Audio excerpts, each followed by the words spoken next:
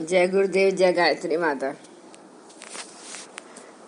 पितरों को श्रद्धा दें, वे शक्ति देंगे। इसमें आगे गुरुदेव जी लिखते हैं कि यह बहुत चर्चित घटना जो उन दिनों अखबारों की सुर्खियों का विषय बनी, रीडर्स डाइजेस्ट के मई 1877 अंक में भी छपी है। वे इसमें इस प्रकार साक्षात्कार के बाद इन सहयोगी आत्माओं से मिले कई अनुदानों की चर्चा है। ऐसे घटनाएं आज के मनुष्य को, जो भौतिकवाद में डूबा पड़ा है, मरणोत्तर जीवन की सच्चाई से अवगत कराती हैं। एक उच्च श्रेणी देवता की होती हैं, वे एक निचली श्रेणी प्रेत की। इन दिनों के मध्य पितृ योनि होती है, ऐसा हमारे शास्त्रकारों का मत है। इनके प्रति श्रद्धा का अर्थ इनसे सहयोग एवं शुभकामनाएं प्राप्त करना है, इनसे भयभीत होना नहीं है। डरावनी या घिनौनी प्रकृति के भूत प्रेत कम ही होते हैं। इन अशरीरी आत्माओं का अस्तित्व एक तथ्य निश्चित ही स्पष्ट करती हैं कि वैज्ञानिकों का यह कथन मरने के बाद जीवन समाप्त हो जाता है गलत है। इन पितरों का अस्तित्व सिद्ध करने के विषय में भारतीय दर्शन अतीत काल से अपनी मान्यताएं प्रतिपादित करता आया है, पर जब इस तरह की प्रमाणिक घटनाएं घटती हैं, तब स्वाभाविकतः भौतिकवादियों की मरणोत्तर जीवन आस्तिकता धार्मिकता के पग में सद्गति देनी पड़ती है। एकले परिवार ने पड़ोसियों की आशा के विपरीत उस घर में ही बने रहने का निर्णय लिया। आए दिन घर के किसी न किसी सदस्य की भेंट इन अदृश्य आत्माओं से होती रही, अपनी सहायक मनोवृत्ति का परिचय देती रही। कई बार ये पितृ मजाक के मूड में होते, हाथ में मुंह में जा रहा नाश्ता कोई अज्ञात छाया अपने मुंह में झपट लेती एवं सब एक साथ हंस पड़ते। ऐसा प्रतीत होता है कि इनको सिंथिया से विशेष लगाव था, जो एकले की बड़ी पुत्री थी। यदि वह पढ़ाई हेतु सवेरे नियत समय पर न उठती, तो उसका बिस्तर जोरों से हिलने लगता। जब तक वह उठकर बैठ न जाती, बिस्तर हिलता रहता। छुट्टियों में सिंथिया ने सोते समय प्रार्थना की, कृपया मुझे देर तक सोते रहने देना। आत्माओं ने बात मान ली। वह काफी देर तक थकी हारी सिंथिया सोती रही। सिंथिया ने अक्सर एक राजकालीन वेशभूषा में घूम रही महिला की छाया को अपने कमरे में देखा। 1976 में सिंथिया के विवाह के बाद श्रीमती एकले ने कमरे में प्रवेश करते ही आवाज सुनी, हमारी ओर से भी सिंथिया के लिए कुछ भेंट है, जो आशीर्वाद स्वरूप उसे दे देना। उन्होंने एक अलमारी खोली। वह उसमें एक सुंदर नक्काशी किया चांदी के चम्मचों का जोड़ा पाया। सिंथिया को पुत्र रतन की प्राप्ति हुई, तो औरों को भेंटों के साथ ही उन्होंने अपने पितरों से सोने की अंगूठी भी मिली। यह घटना इन पितरों द्वारा एकले परिवार को आत्मीयतावश दी गई सहायता एवं सहानुभूति दर्शाती है। वे उस परिवार द्वारा इनके प्रति दी जाने वाली श्रद्धा का महत्व प्रतिपादित करती हैं। मृत व्यक्ति द्वारा आत्मियों से संपर्क की प्रतिपादक एक अन्य घटना, मृत्यु के पश्चात मनुष्य जिंदा रहता है।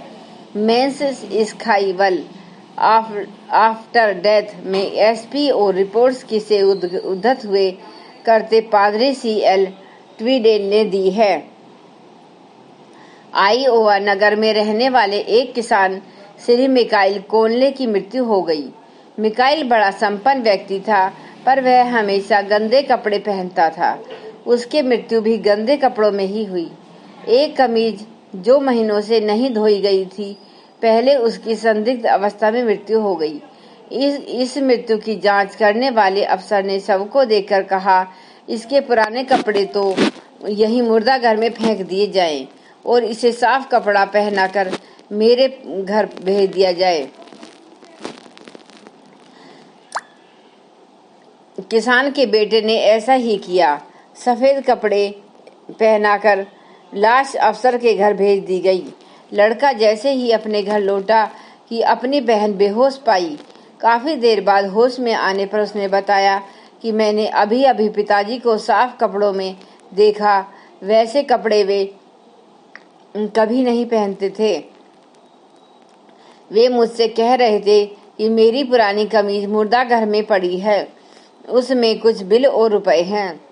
लड़की के इस बयान को घर और पड़ोस वालों ने भी तब तो बकवास कहा, पर जब लड़के ने बताया कि हाँ सचमुच ही उनके पुराने कपड़े उतरवाकर मुर्दाघर में फेंकवा दिए गए, तो लोगों की आतुरता बढ़ी।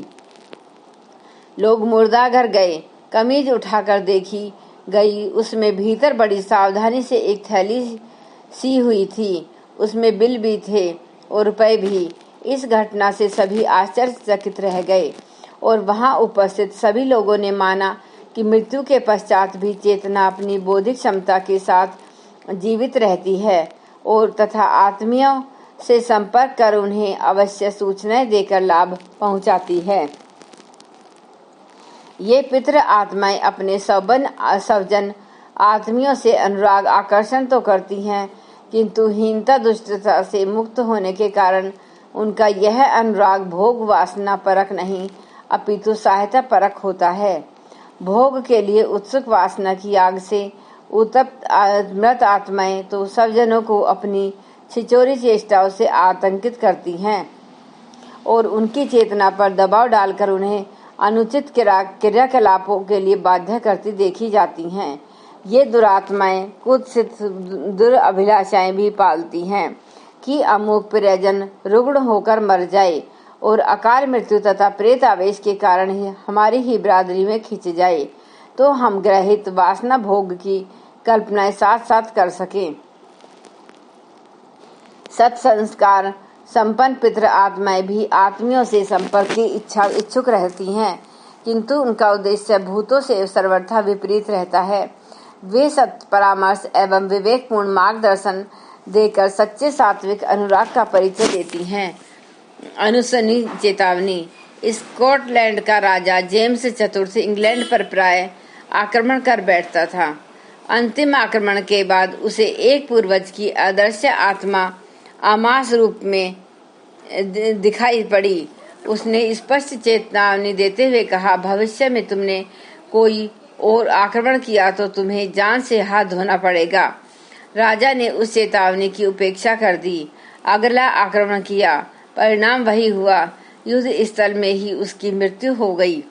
ऐसा ही एक घटना फ्रांस के सम्राट हेनरी चतुर्थ की है। सम्राट हेनरी चतुर्थ एक दिन सायंकाल अपने राजोद्यान में भ्रमण कर रहे थे। घूमते घूमते थोड़ा आगे बढ़ जाने से लौटने में देर हो गई।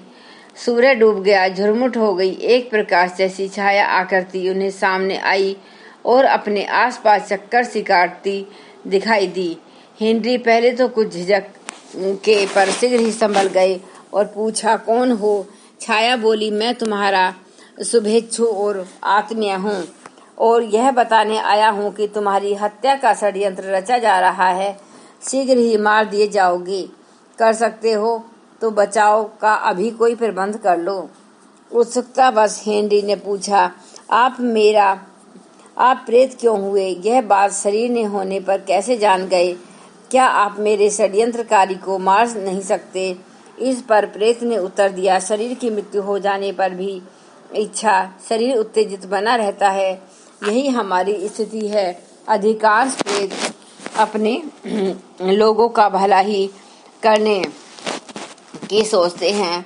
हम आपके षड्यंत्रकारियों को जानते हैं, जो आपकी हत्या करना चाहते हैं। उन्हीं की चेतावनी देने हम आए हैं। यह कहकर वह छाया वहां से अदृश्य हो गई। हेनरी चतुर्थ ने अपने सभी दरबारियों को यह घटना सुनाई तो सब लोग हंस पड़े और बोले, श्रीमान जी, आपने दिवा स्वप्न देखा होगा। आपकी हत्या भला कौन करेगा? किंतु सारे फ्रांस और संसार ने सुना। उसके कुछ ही दिन बाद उनकी सचमुच हत्या कर दी गई। भयानक आकृति प्रेत आत्मा ने भला किया। इससे भिन्न एक घटना यह है कि इंग्लैंड की डफरिन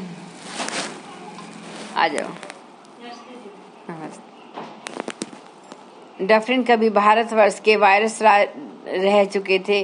कनाडा के गवर्नर जनरल और रोम के राजदूत रहने का भी उन्हें सौभाग्य मिला था।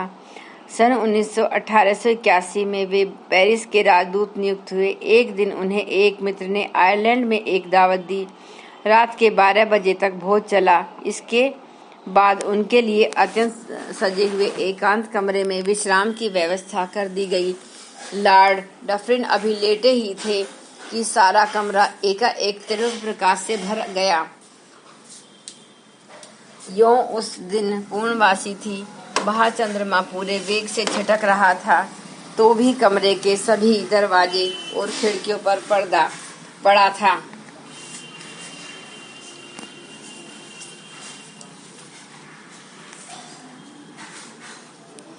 भीतर प्रकाश जाने की कोई संभावना नहीं थी। बल्ब बुझे हुए थे। लॉर्ड डफरिन को आशंका हुई। वे उठे, सब तरफ देखा, कहीं कुछ गड़बड़ तो नहीं। फिर लेटे ही थे कि वहीं पहले जैसा तीव्र प्रकाश अनुभव हुआ। उन्होंने अच्छी तरह परखा कि वे जाग रहे हैं और होश में हैं। फिर खड़े होकर खिड़की से झांक कर देखा तो कुछ ही गज की दूरी पर एक आकृति अपनी कंधे पर एक शव होने के कटघरे जैसा बोझ लिए दिखाई दी। वह करहा सी रही थी। लगता था बोझ भारी है, उसे जाने में कष्ट हो रहा है। उन दिनों प्रयोगशालाओं के लिए शवों की बड़ी आवश्यकता रहती थी। वैज्ञानिक मुंह मांगे दाम देते थे। इसलिए फ्रांस में मुर्दों की चोरी एक आम हवा चल रही थी।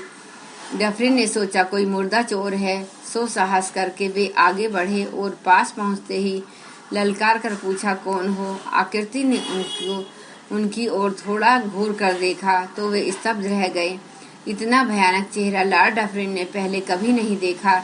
तो भी उन्होंने साहस किया और आक्रमण के लिए जैसा ही थोड़े आगे बढ़े कि वह आकृति वहीं अंतर्धान हो गई। न कोई व्यक्ति था, न कोई बोझ। टार्च के सहारे दूर तक देखा। पृथ्वी पर पैरों के कहीं चिन्ह भी नहीं थे। लॉर्ड डफरिन तब कुछ डरे। यह एक अविस्मरणीय घटना थी। वे कमरे में लौटे और उसी समय जो कुछ जैसा देखा वैसे ही डायरी में नोट कर दिया। फिर वे रात भर सो नहीं सके। कुछ दिन में बात आई गई हो गई। कुछ वर्ष बीते। लॉर्ड डफरिन जब पेरिस में राजदूत ही थे, एक दिन सभी राजनीतिक व्यक्तियों को भोज दिया गया। पेरिस के ग्रांड होटल में उसका प्रबंध किया। समय पर सब लोग होटल के समीप इकट्ठे हुए। ऊपर होटल तक ले जाने के लिए लिफ्ट तैयार थी। वरिष्ठ होने के नाते सब लॉर्ड डफरिन की ही प्रतीक्षा में थे। नियत समय पर जैसे ही वे उस लिफ्ट के पास पहुंचे, वर्षों पूर्व देखी हुई वही भयानक आकृति वहां उपस्थित आई पाई। उस दिन की सारी घटना एक सेकंड में मस्तिष्क में नाच गई। वे पीछे हट गए। अपनी सेक्रेटरी से भोज में सम्मिलित होने से इनकार करते हुए वे लौट पड़े और सीधे होटल के मैनेजर के पास जाकर पूछा, लिफ्ट पर किसे नियुक्त किया गया है? जब तक वह कोई उत्तर दे, एक धड़ाम की आवाज आई। सब लोग लिफ्ट की ओर दौड़े। देखा लिफ्ट बीच में ही कटकर टूट गई। सारे सवार अतिथि गिरकर चूर चूर हो गए। डफरिन के अतिरिक्त सभी लोग मर चुके थे। यह समाचार फ्रांस के सभी समाचार पत्रों ने छपा और यह स्वीकार किया कि भूत की सत्ता सचमुच कुछ न कुछ है। उसका विज्ञान कुछ भी होता हो। लुई आंस पैचर द्वारा यह घटना रीडर्स डाइजेस्ट पत्रिका में भी छपी थी। उस भयानक आकृति के डफरिन को आयरलैंड में शव ढोने वाला बक्सा ले जाते जैसी अशुभ स्थिति में देखने पर भी उनका अनिष्ट न करना इस अनुमान को बढ़ाता है कि दूसरों के लिए वह कितना भी अशुभ रहा हो, किंतु डफरिन के प्रति उसके मन में आत्मीयता का कोई कोना सुरक्षित था। पेरिस के ग्रांड होटल में वह छाया रूप में ही लेफ्टिनेंट के निकट विद्यमान रहा होगा और लोगों को वह भयानक आकृति नहीं दिखी। नियमित ड्यूटी वाला लिफ्टमैन ही दिखा। मात्र लॉर्ड डफरिन को वह भयानक पुरुष दिखा। इसका अर्थ है कि वह अपने भयानक गतिविधियों में प्रकृतिवश जुटा रहकर भी डफरिन को मूक चेतावनी देना चाहता था। कई प्रेतत्व विद्या विशारदों के अनुसार वह कोई लॉर्ड घराने का क्रूर कर्मी पूर्वज रहा होगा, जिसे मृत्यु के बाद भी ऐसे ही कठोर दायित्व सौंपे गए। श्री लेड बीहट ने भी इन विजुअल हेल्पर्स में यही लिखा है कि जिस आत्मा के जो कार्य अधिक अनुकूल होते हैं, उन्हें परलोक में वैसे ही दायित्वों का निर्वाह करने का प्रशिक्षण देकर फिर वैसी ही भूमिका सौंप दी जाती है। अपनी सीमा में बंधे हुए उस क्रूर कर्मी पितर ने डफरिन को तो चेतावनी देकर उनका हित ही साधा।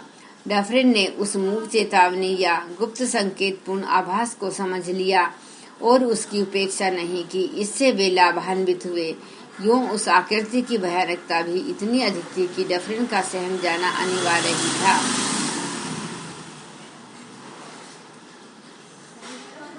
आज के लिए बस धन्यवाद। पितरों को श्रद्धा दें, वे शक्ति देंगे। ये पुस्तक चल रही है, इसके पिछले वाले भाग भी सुनाए जा चुके हैं। इसको अच्छी तरह सुनने के लिए आप इसके पहले वाले भागों को अवश्य सुनिए। एक बार गायत्री मंत्र हमारे साथ साथ। ओम भूर्भुवः स्वः तत्सवितुर्वरेण्यं भर्गो देवस्य धीमहि धियो